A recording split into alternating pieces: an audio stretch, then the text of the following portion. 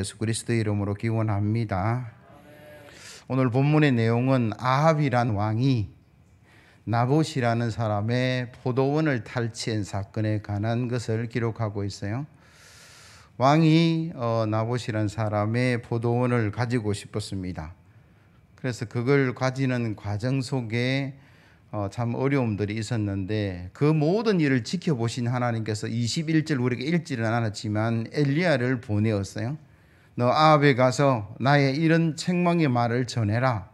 그 하나님의 말씀이 뭐냐 그러면, 내가 너에게 저주를 내릴 것이고 너 집안에 있는 모든 남자들을 내가 멸절시킬 것이다.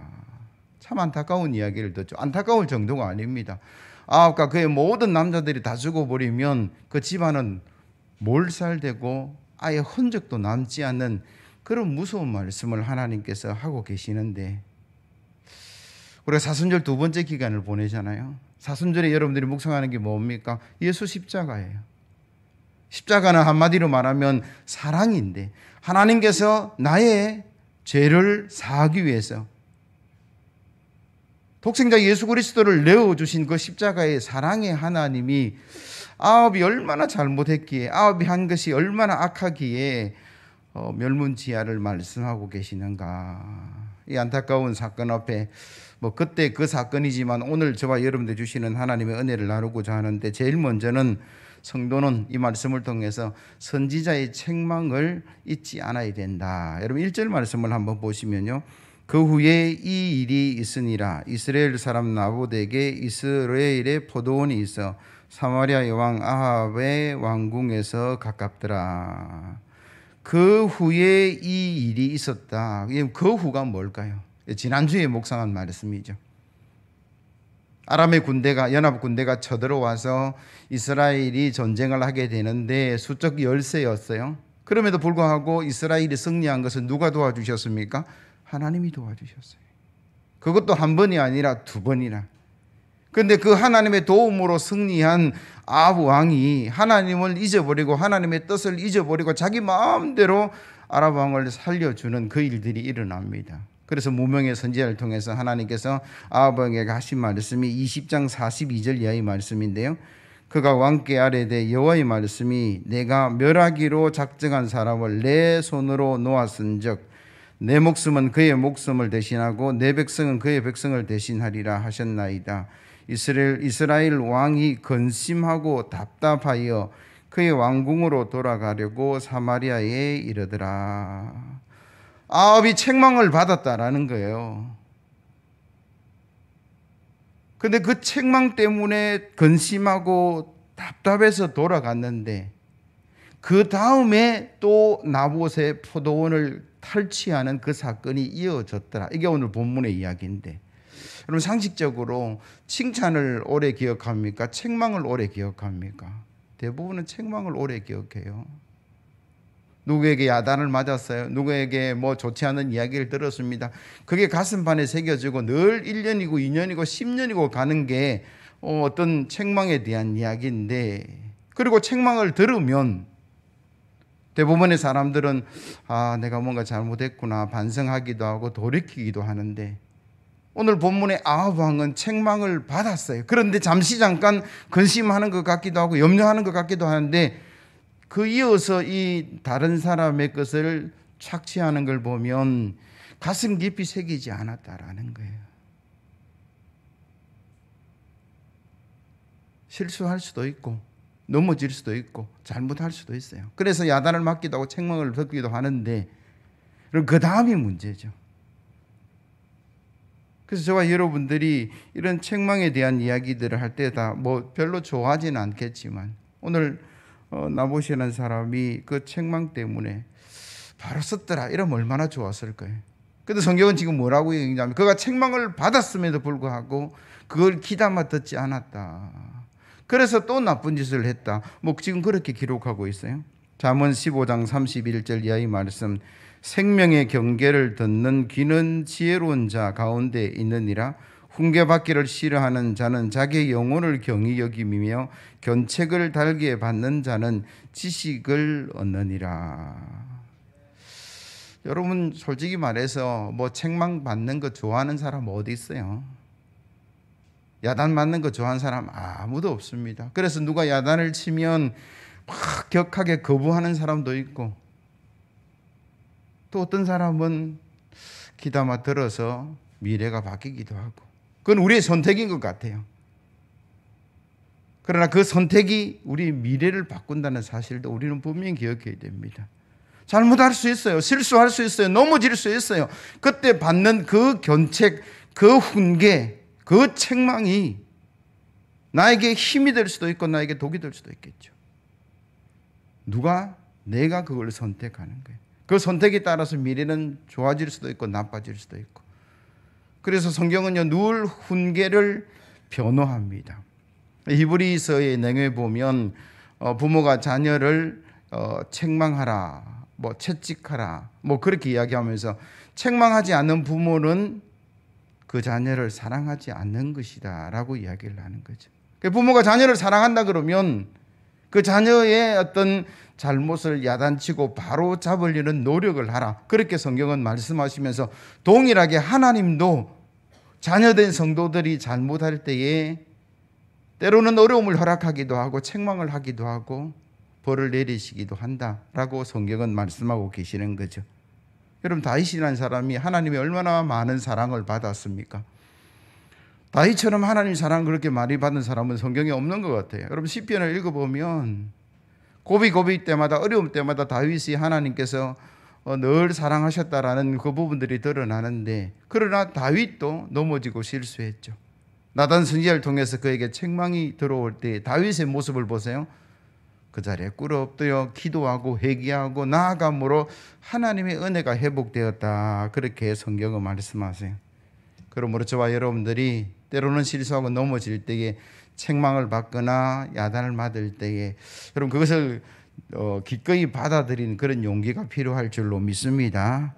왜냐하면 잠언 29장 1절 말씀이에요. 자주 책망을 받으면서도 목이 곧은 사람은 갑자기 패망을 당하고 피하지 못하리라, 이렇게 말씀하고 있어요.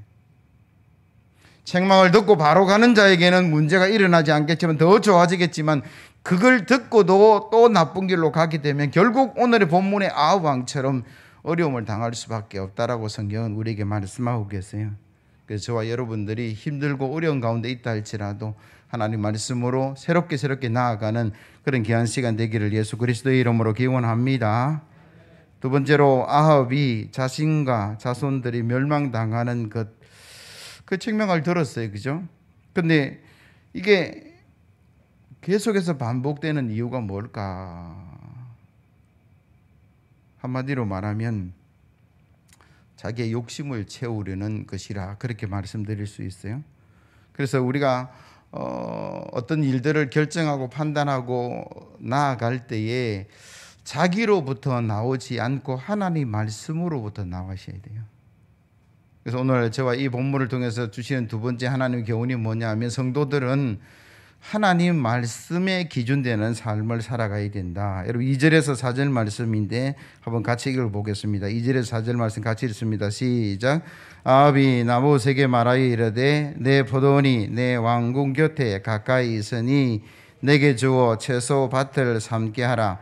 내가 그 대신에 그보다 더 아름다운 포도원을 내게 줄 것이요, 만일 내가 좋게 여기면 그 값을 돈으로 내게 주리라. 나봇이 아합에게 말하되, 내 조상의 유산을 왕에게 주기를 여호와께서 금하실지로다 하니, 이스라엘 사람 나봇이 아합에게 대답하여 이르기를, 내 조상의 유산을 왕께 줄 수 없다 하므로 아합이 근심하고 답답하여 왕궁으로 돌아와 침상에 누워 얼굴을 돌리고 식사를 아니하니. 아합이 지난주에도 하나님 말씀 대신에 자기 뜻대로 아람을 살리면서 책망을 받았고, 오늘 본문에도 이어서 나봇의 포도원을 빼앗는 그런 엄청난 일들을 반복해서 하는 그 이유가 뭘까? 한마디로 말하면 그럼 탐심, 그렇게 이야기할 수 있어요. 탐욕, 그렇게 말씀드릴 수 있다라는 거죠. 미국의 아브라함 링컨이라는 대통령에게 두 아들이 있었다. 하루는 그 두 아들이 막 싸우는 거예요. 그 싸우는 소리가 얼마나 컸는지 이웃집까지 다 들렸어요. 이웃집 사람이 무슨 일이 있는가 싶어서 달려왔어요. 그러니까 이거 무슨 일입니까? 라고 물으니까 링컨이 대답하기를 인류의 보편적인 문제가 일어났습니다. 그게 무슨 말인지 잘 못 알아듣니까 아니 알아듣게 이야기를 좀 하시라고. 그러니까 뭐라고 이야기하냐면 자기가 아들 둘에게 호두과자 3개를 주었는데 하나씩 먹고 그 하나를 서로 먹겠다고 싸웁니다.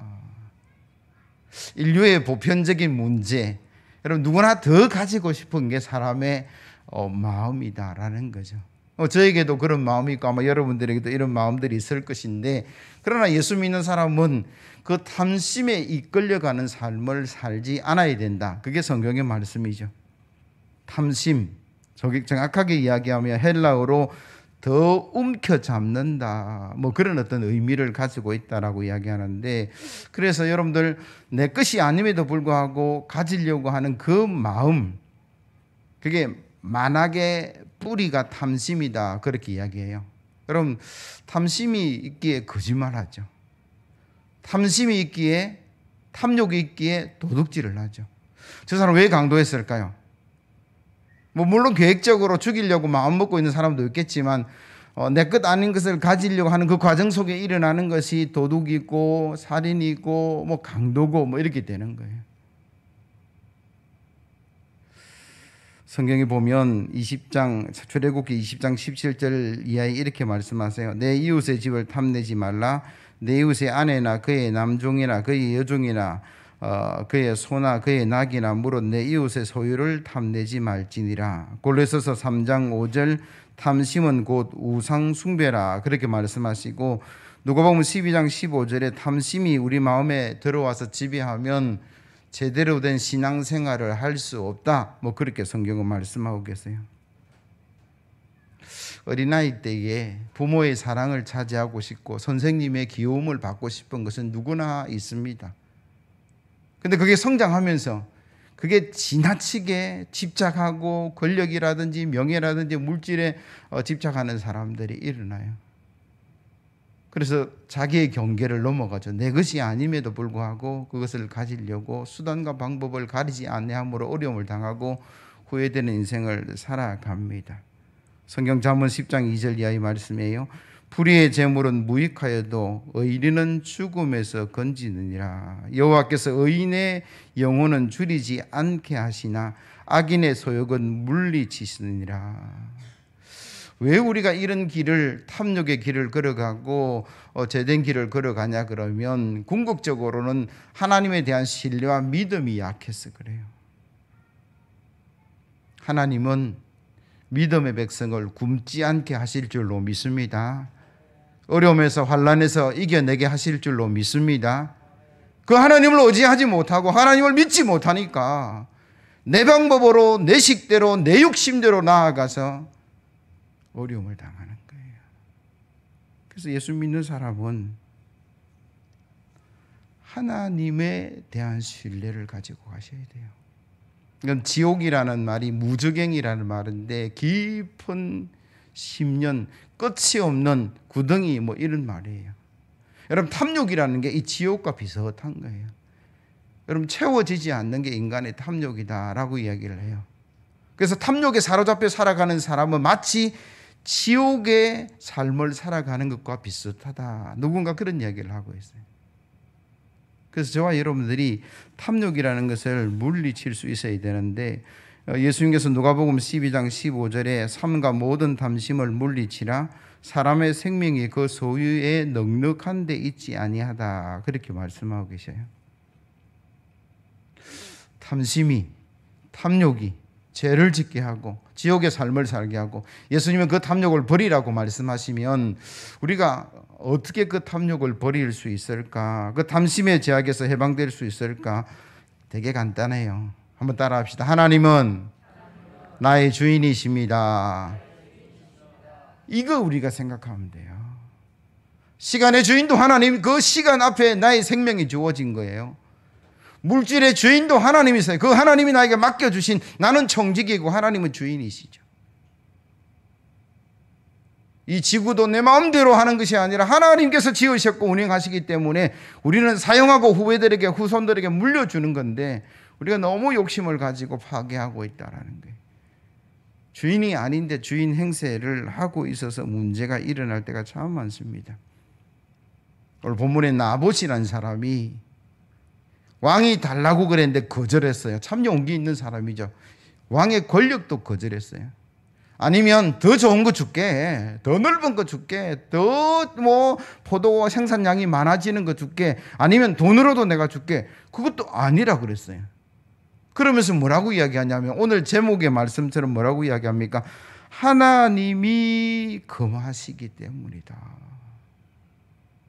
나봇이 가진 신앙은 돈보다, 좋은 환경보다 하나님이 우선입니다. 더 좋은 것 제가 안 받을 거예요. 그 많은 돈 주신다 그래도 제가 안 합니다. 하나님이 허락하시면, 이런 이야기를 하고 있는데, 하나님 말씀이 레위기 25장 23절, 토지를 영구히 팔지 말 것은 토지는 다 내 것임이라.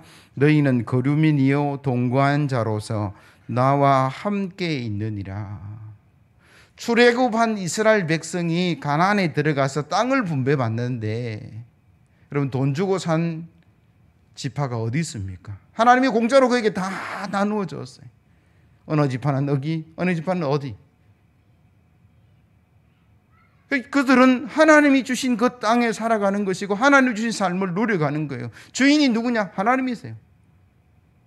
나는 청지기이죠. 내 삶에 주어진 만큼 살다가 누리다가 가는 건데, 왕이 뭐라고 요구하냐면 그건 내놓으라. 안 됩니다. 아무리 돈을 많이 줘도, 아무리 좋은 포도원을 줘도 하나님께서 허락하시지 않기 때문에 그렇게 할 수 없습니다. 그럼 믿음을 가진다는 게 뭐냐 그러면, 신앙을 가지고 살아간다는 것이 뭐냐 그러면, 돈도 환경도 1번이 되는 것이 아니라 하나님 말씀이 1번이 되는 거죠. 왜 그렇습니까? 하나님이 먹이시고 하나님이 입히시고 하나님이 지키시고, 가나안을 향해 들어가는 이스라엘을 향해서 하나님 뭐라고 말씀하시냐면, 네가 짓지 않은 성읍에 내가 살게 할게. 네가 심지 않는 포도원을 내가 먹게 할게. 네가 파지 않는 우물의 물을 내가 먹게 할 것이다. 그게 이스라엘 백성에게 허락하신 하나님의 축복과 은혜예요. 그 이스라엘 하나님은 저의 하나님이고 여러분의 하나님인 줄로 믿습니다. 하나님이 책임지시는 거예요. 믿음이 없어서 내가 하려고 하고, 믿음이 없어서 내 욕심이 나라고, 믿음이 없어서 제약의 길로 걸어가는 거예요. 하나님 말씀 따라가면 하나님께서 지키시고 보호하시고 축복하는 놀라운 역사가 있는 줄로 믿습니다. 그래서 우리는 어떠한 기준보다 하나님 말씀이 기준이 되어서 하늘에 주시는 복을 누려가기를 예수 그리스도의 이름으로 기원합니다. 마지막으로 한 가지 더 살펴보려고 그러면, 성도는 자신의 욕심을 채우기 위해서 하나님 말씀을 악용하지 않아야 된다. 여러분 7절 이하에서 10절까지 말씀을 보면, 그의 아내 이세벨이 그에게 이르되 왕이 지금 이스라엘 하나님을 다스립니까? 일어나서 식사하시고 마음을 즐겁게 하십시오. 제가 책임지고 빼앗아 드리겠습니다. 그런 이야기를 해요. 그러면서 그가 아합의 이름으로 편지를 하나 보냅니다. 그 동네의 장로님들과 귀인들에게 보내는데, 그 내용이 뭐냐 그러면, 제일 먼저 그 성에 금식을 선포하십시오. 두 번째, 불량한 사람 두 사람을 세워서, 정인으로 세워서, 거짓 정인을 세워서 나봇이 하나님과 왕을 저주했다, 그렇게 소문을 내고, 세 번째, 그를 돌로 쳐 죽이십시오, 그런 편지를 보냈다라는 거예요. 그런데 가만히 이 편지의 내용을 보면 다른 곳에서 온 것이 아니라 하나님의 율법으로부터 왔어요. 이세벨이라는 사람이 엄청난 계략을 꾸며서 나봇을 죽이고 그 포도원을 빼앗아내는데, 거기에 사용한 첫 번째, 두 번째, 세 번째 금식을 선포하고 두 명의 정인을 세우고 돌로 쳐 죽이라는 것은 어디에 근거한 거냐 그러면, 하나님의 말씀을 악용해서 그 일을 했다. 오늘 본문은 그런 내용이에요.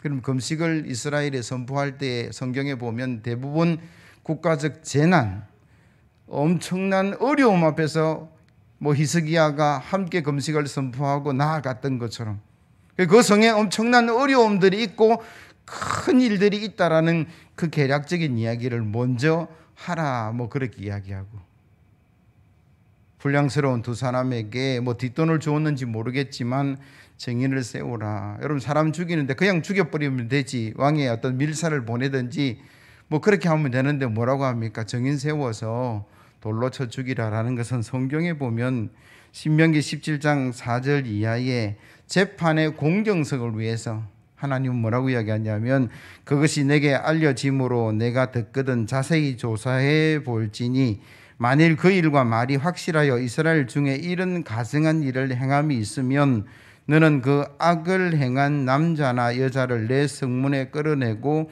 그 남자나 여자를 돌로 쳐 죽이되 죽일 자를 두 사람이나 세 사람의 정인으로 죽일 것이요 한 사람의 정언으로는 죽이지 말 것이며, 이런 자를 죽이기 위하여 정인이 먼저 그에게 손댄 후에 뭇백성이 손을 댈지니라. 너는 이와 같이 하여 너희 중에서 악을 제할지니라.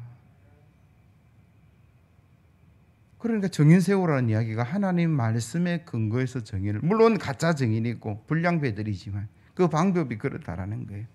돌로 쳐 죽이는 것은 출애굽기 22장 28절 왕과 지도자에게 저주하지 말지라 하는 말씀, 레위기 24장 말씀, 신명기 14장 말씀, 그게 다 동원된 거예요. 이세벨이라는 사람이 하나님 말씀을 모른 게 아니었어요. 알았는데 그 하나님의 말씀을 악용해서 나봇이라는 사람을 죽이고 포도원을 탈취했다. 참 어렵게도 하나님의 기업을 빼앗는 일에 하나님 말씀을 사용해서 그 일들을 행했다라고 이야기하는데, 사단의 역사라고 볼 수밖에 없죠. 예수님께서 공생애를 시작하기 위해서 40일 금식기도 하고 줄이신 가운데 사단이 와서 시험하는데 뭘로 시험했을까요? 말씀이죠. 그리고 그 사단의 유혹, 그걸 이긴 예수님도 뭘로 이기내셨어요? 말씀이에요. 결국 무슨 얘기냐면, 하나님의 말씀이 제대로 세워지면 그 말씀은 생명을 살리고 그 말씀은 하나님의 축복을 이루어가지만, 그 말씀을 악용하고 이상하게 돌이켜서 잘못하면 그게 범죄로 갈 수밖에 없어요. 하나님께서 아담과 하와에게 말씀하신 그 내용, 선악과를 먹지 말라, 정령 죽으리라, 사단이 와서 글자 몇 글자 바꿨어요. 하나님 말씀을 두고 그에게 시험한 거예요. 그래서 우리가 이 땅 살아가면서 신앙인으로 살아갈 때 하나님 말씀에 대한 정확한 이해를 가지고 가요. 그리고 그 말씀에 바른 일들을 이루어 가야 된다. 그렇게 성경은, 그래야만이 우리가요 범죄하지 않아요. 우리도 농담같이 비슷하게 성경을 인용하면서 자기 하고 싶은 이야기 참 많이 하는데 그거 잘못된 거예요. 하나님의 진정한 말씀의 뜻을 깨닫고 주의 말씀에 순종하는 저와 여러분들 되기를 예수 그리스도의 이름으로 기원합니다. 말씀을 정리합니다. 오늘 말씀을 통해서 우리에게 주신 하나님의 은혜, 우리는 선지자의 책망을 귀담아 들어야 될 것이고, 자기의 욕심이 아닌 하나님 말씀이 기준되어서 판단하고 결정하고 탐욕을 물리쳐서 하늘의 신령한 복을 누리는 저와 여러분들 되기를 예수 그리스도의 이름으로 기원합니다. 찬송가 204장입니다.